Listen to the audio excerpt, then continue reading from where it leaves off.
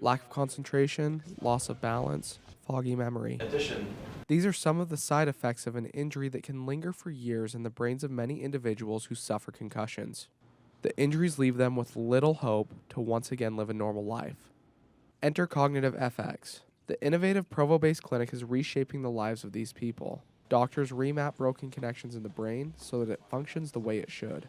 Getting from point A to point B, is still happening, but what we're not seeing is what it's costing the brain to get from point A to point B. With so much focus on the prevention of concussions, little research goes into post-concussion treatment, which makes Cognitive FX the first clinic of its kind. We're definitely the only clinic in the world right now that's doing active diagnosis and targeted treatment. 1, 2, 3. Meet Tano Tuaitanu. He's a former athlete who still feels the effects from concussions he suffered years ago.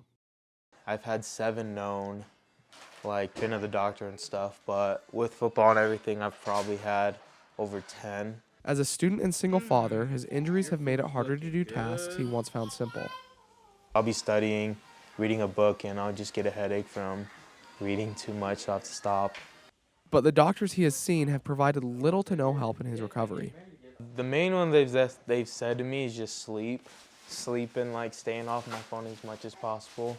Cognitive FX started with the goal to help people like Tano and former patients like Anna Empey and Porter Charles.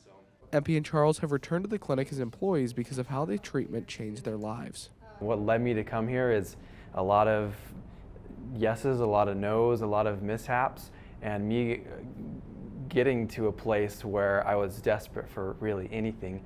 I really was at a point where I believed I was stupid and that I couldn't, that my brain was just not, that I wasn't intelligent enough, or that it was my fault for what happened to me. I went 4 years with concussion symptoms that were super severe and very debilitating, at times even paralyzing. Anna's experience in the program helps patients who might be skeptical of the treatment.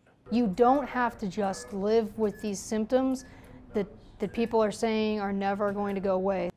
And after years of desperation, the symptoms are gone, and she can enjoy her life once again. I have a life now. I can make dreams. I can make a 5-year plan, whereas before it was like, okay, how am I going to make it through the end of the day today?